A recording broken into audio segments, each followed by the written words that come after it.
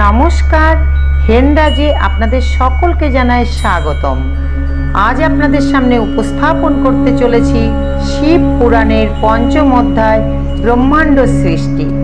আগের পর্বে আপনারা দেখেছেন ব্রহ্মার হংসরূপ আর বিষ্ণুর বরাহরূপ ধারণের কারণ, আর আজ দেখবেন ব্রহ্মাণ্ড সৃষ্টি।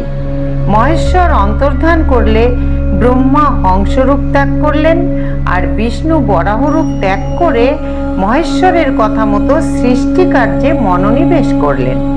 ব্রহ্মা প্রথমে জল সৃষ্টি করলেন, তারপর জলের মধ্যে অঞ্জলিপর্ণ নিজের বীর্য নিক্ষেপ করলেন, তাতে একটি ডিম্ব উৎপন্ন হলো। তখন ব্রহ্মা স্বয়ং দেখলেন বিরাট আকৃতি ধারণ করে সেই অণ্ডককে ঘনীভূত হতে। তা দেখে সংশয় চিত্তে কঠোর তপস্যায় মগ্ন হলেন ব্রহ্মা। 12 বছর ধরে ব্রহ্মা বিষ্ণুর ধ্যানে মগ্ন ছিলেন। তার ফলে স্বয়ং বিষ্ণু তার সামনে এসে আবির্ভূত হলেন। তিনি বললেন, আমি তোমার উপর প্রসন্ন হয়েছি, তুমি বর প্রার্থনা করো।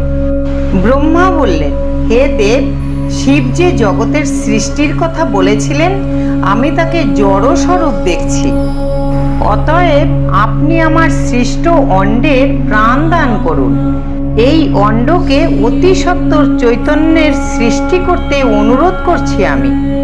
ব্রহ্মা এই কথা বলে বিষ্ণু মহাদেবের আজ্ঞা অনুসরণ করে অনন্ত রূপ ধারণপূর্বক সেই অণ্ডের মধ্যে প্রবেশ করলেন।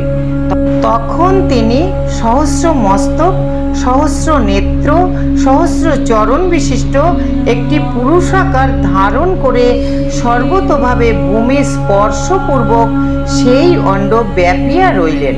অর্থাৎ সেই অণ্ডকের মধ্যে তিনি পুরোটাই রইলেন। পঞ্চম অধ্যায় এখানেই সমাপ্ত হলো। হর হর মহাদেব। পরের ভিডিওতে ষষ্ঠ অধ্যায়ের সৃষ্টি নিরূপম নিয়ে আসছি।